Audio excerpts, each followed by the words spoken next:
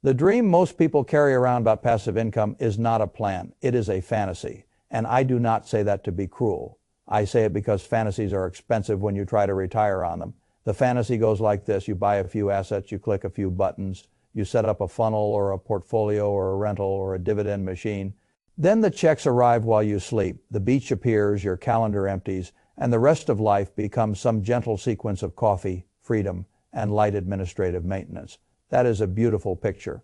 It is also one of the most dangerous pictures in modern personal finance, not because passive income is impossible, it is entirely possible, but because the public version of it is so simplified that people start chasing the emotional image instead of building the structure that can actually survive. I have spent my life allocating capital, thinking about business quality, judging risk, and watching the human mind turn long-term financial realities into comforting little stories. This is one of the favorite stories. Make money while you sleep. It sounds effortless. It sounds clean. It sounds as if the real work has somehow been evaded, but I have never seen anyone build a durable life of financial independence by evading the real work. The work just changes form. Sometimes the work is saving, sometimes it is investing, sometimes it is restraint, sometimes it is learning to live on less than the system keeps trying to train you to want. Sometimes it is portfolio management. Sometimes it is landlord work wearing a nicer label. Sometimes it is emotional discipline during bad markets. And sometimes it is the very difficult work of answering a question that most people postpone until the alarm clock stops and panic arrives. What exactly am I retiring to? That question matters more than most spreadsheets. I want to take this subject apart the way I would if my own freedom depended on getting it right, because for many people it does.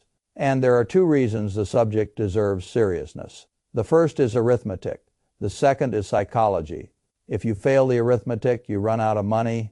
If you fail the psychology, you may have enough money and still run back into a life you claimed you wanted to leave. Both failures are common, both are avoidable, and both start with refusing to be seduced by slogans. In the plainest possible terms, living off passive income means this. Your assets produce enough usable cash or enough reliable total return that your life no longer depends on trading hours for dollars in the old mandatory way. That is the whole idea. You stop working because you must and begin working only. If you choose to, the income might come from rents, it might come from dividends, it might come from a broad portfolio from which you withdraw a controlled amount each year. It might come from a business you built that now needs little day-to-day involvement. It might come from some mixture of all of those things. The public loves arguing about which version is purest. I do not care about purity. I care about survival. And the people who actually pull this off tend to build around one unfashionable truth. They do not rely on one single elegant source. They build an ecosystem. That is how adults do this, not with one miracle, with layers. Before I explain the layers, we need to start with the mathematics of freedom, because without that, the rest is sentiment dressed as planning. If you have spent more than 10 minutes around the financial independence community, you have heard some version of the 4% rule. The rule itself came out of historical market research, especially the work of William Bengen, and later the Trinity-style discussions around withdrawal sustainability. In simplified form, the idea is that if you retire with a diversified stock and bond portfolio and withdraw 4% of it in year one, then increase that dollar amount with inflation each year. You historically had a high probability of making the money last for roughly 30 years. That basic framing is what produced the quick formula almost everyone now uses, which is simply this. Take your annual spending and multiply it by 25. Fay Felicite Fay Turn 99 File 1 Fay. If you spend $40,000 a year, you need roughly $1 million. If you spend $80,000, you need roughly $2 million. People love this formula because it is clean enough to fit on a coffee mug. That is exactly why it gets people in trouble. It is a map, it is not a promise. The 4% rule is not a divine law handed down on a stone tablet. It is a probability statement built on historical U.S. data under particular assumptions that matters a lot. Because the market does not owe you history on command. And if valuations are high, bond yields are less helpful, inflation is stubborn, or returns arrive in a nasty sequence, then 4% may be more aggressive than people emotionally want to admit. The source material points to more cautious work suggesting something like 3.3 to 3.7%, may be more sensible in certain conditions. That does not sound like a dramatic difference until you translate it into real life. If you need $40,000 a year and your safe withdrawal rate is really 3.5% instead of 4%, then you do not need $1 million. You need closer to 1.15 million. That is another $150,000 of required capital to support exactly the same lifestyle. Let's put aside Fay Turn 99 File 1 Fay that is not a rounding error. That is years of life. The first lesson, then, is that your freedom number is probably less forgiving than internet slogans suggest. The second lesson is even more important. A withdrawal-based retirement is not the same thing as a bond coupon or a paycheck. You are not merely clipping income in a vacuum. You are selling a controlled slice of a portfolio while betting that the remaining portfolio will keep growing enough to outpace what you are taking out and what inflation is taking away. That means the process is dynamic, it is alive. It is not a static machine that spits out the same safe answer forever. And because it is dynamic, you need margin of safety. A lot of it, you should not plan your future around the best case scenario and call it prudence. You should plan around something much duller, a boring, mediocre path that still works. The source text rightly emphasizes flexibility here, and I think that is the whole key. A person who can live on 3% in bad years and maybe 4% in good years has a meaningfully stronger plan than the person who built the whole future on a rigid number that cannot bend when the market does. Flexibility is not a weakness. In retirement math, flexibility is strength. Fay file a site, Fay Turn 99 File 4 Fay. Now, let us move to the other model people fantasize about. Pure cash flow. This is the dream inside the dream. No selling shares, no touching principal, no emotionally painful withdrawal decisions. Just rent checks, dividend checks, royalty checks, maybe some interest, and the great golden goose keeps laying eggs while the goose itself remains untouched. You hear that, and it feels safer. That feeling of safety is what makes the trap so effective. Cash flow can be wonderful, but most people are remarkably sloppy about the difference between revenue and spendable income. I have seen landlords talk about a duplex producing $2,000 a month as if that number belonged directly in their pocket. It does not. Property taxes, insurance, repairs, vacancies, management costs, capital expenditures, new roofs, new HVAC systems, plumbing, turnover, legal friction, time, all of that stands between gross rent and real income. The source material uses exactly this kind of example, and it is a good one because it reveals how wildly people overestimate what the property is actually paying them. Fay file site, Fay Turn 99 File 4 Fay. This is true far beyond real estate. Dividends are not automatically safe.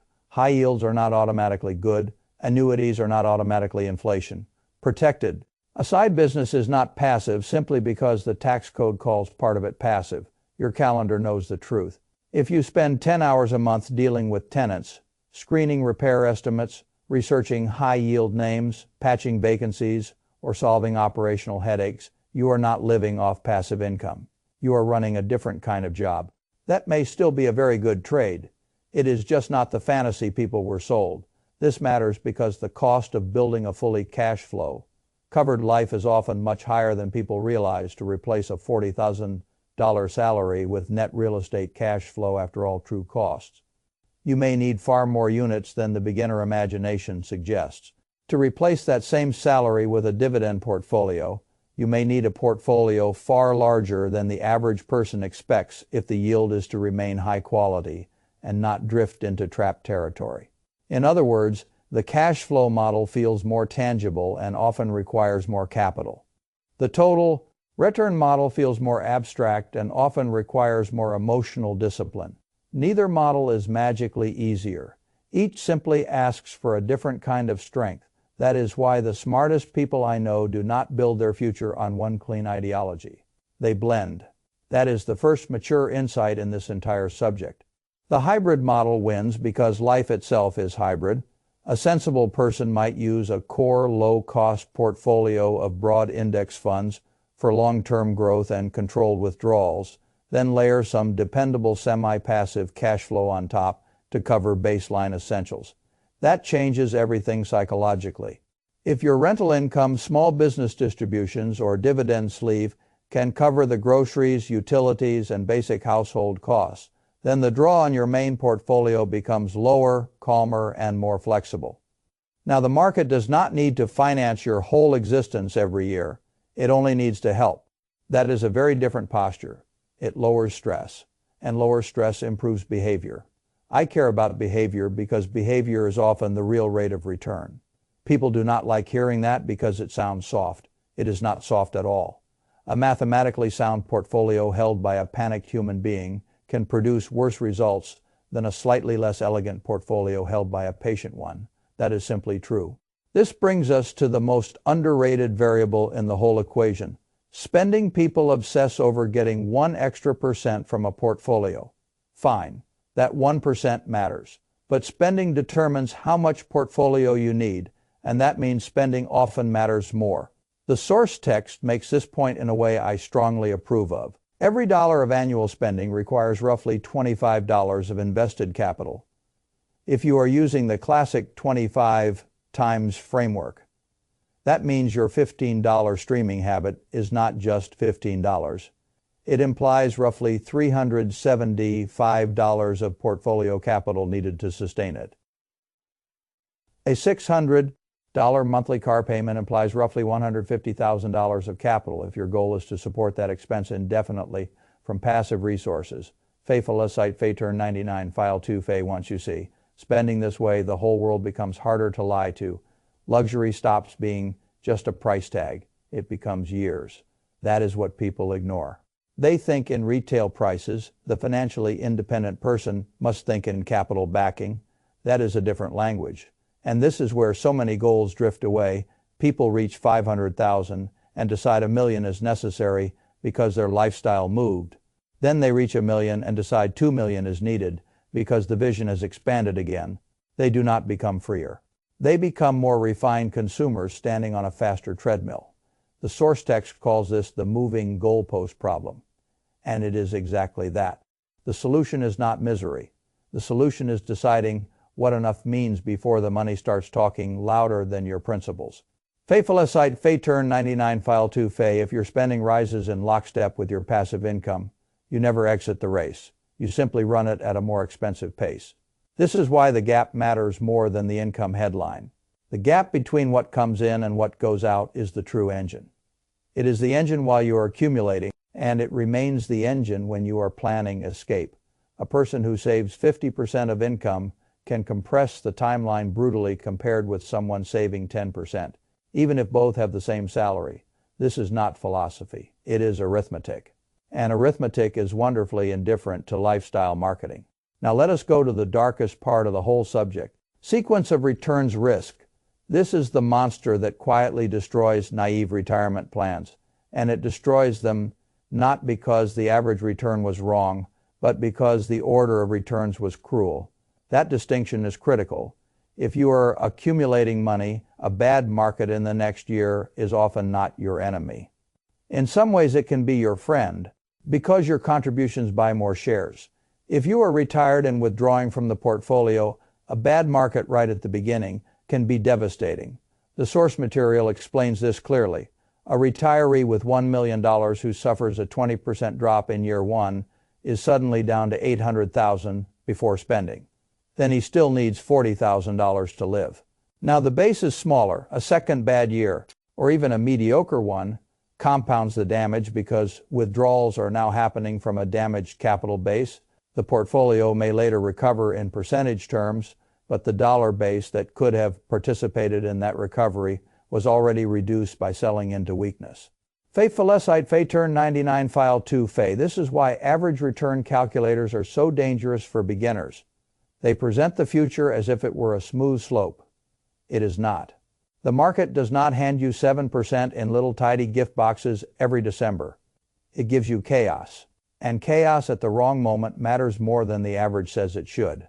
This is also where psychology can destroy a mathematically sound plan. If you quit your job, then immediately watch your portfolio drop 20%. The feeling is not academic. It is primal. The mind says, stop the bleeding, sell, freeze, take cover. And that instinct, understandable as it is, can turn a survivable sequence into a permanent wound. This is why I have always preferred structures that reduce the need for dramatic decisions in dramatic moments. That is where the cash buffer enters. The source text advocates something like 1 to 3 years of living expenses in cash or short-term bonds when you first retire. And I think that is sound so long as it is understood correctly. The buffer is not there to maximize return. It is there to keep you from becoming a forced seller at the exact moment the market is least kind. If stocks crash in year 1, you spend the buffer instead of liquidating core equities at a terrible price. Then, when the market normalizes, you replenish. Fay turn 99, file 6. Fay people hate this because cash feels unproductive. Fine.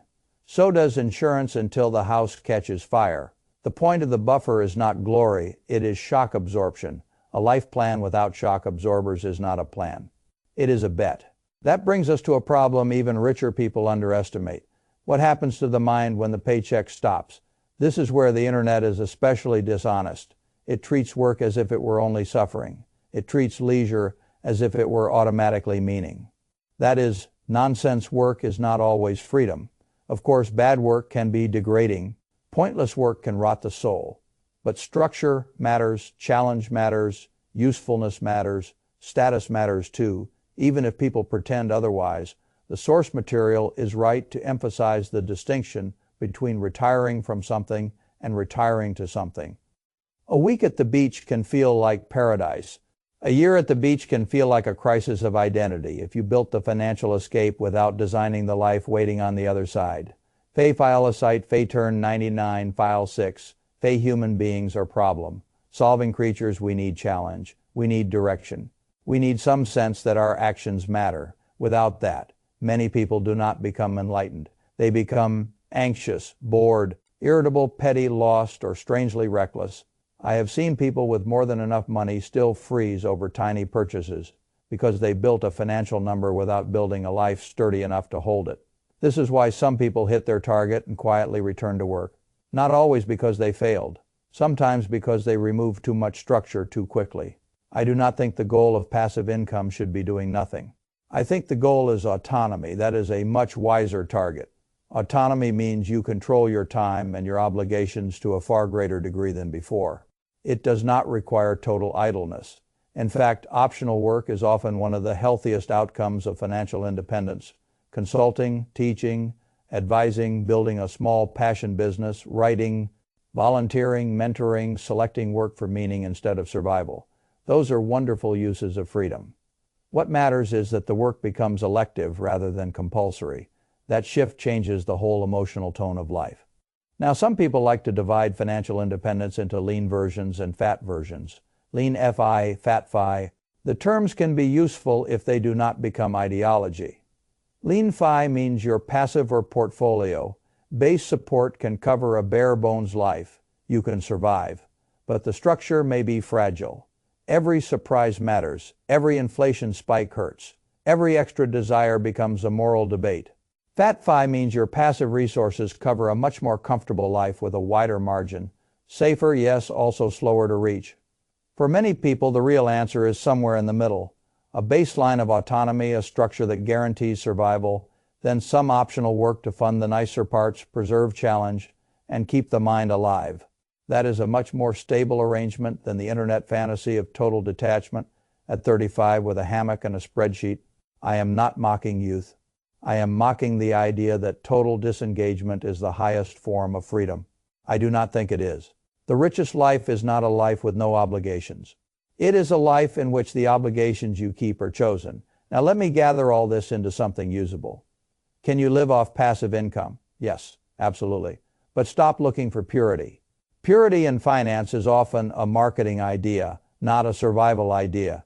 Do not worship rent alone. Do not worship dividends alone. Do not worship the 4% rule as though it were scripture.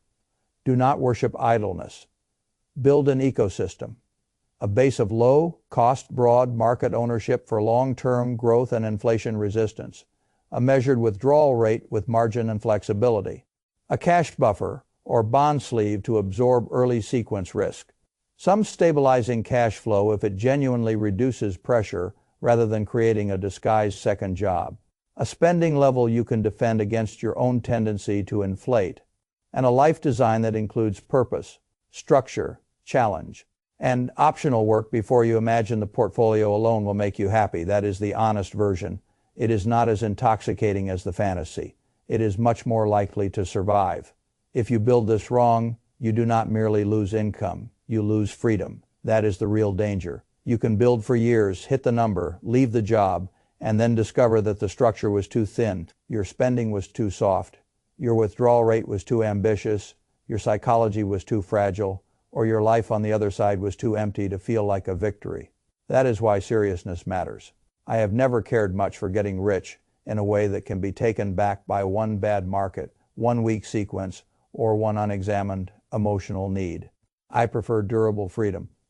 Durable freedom comes from margin, from flexibility, from multiple supports, from honest arithmetic, from a life built toward something, not merely away from something.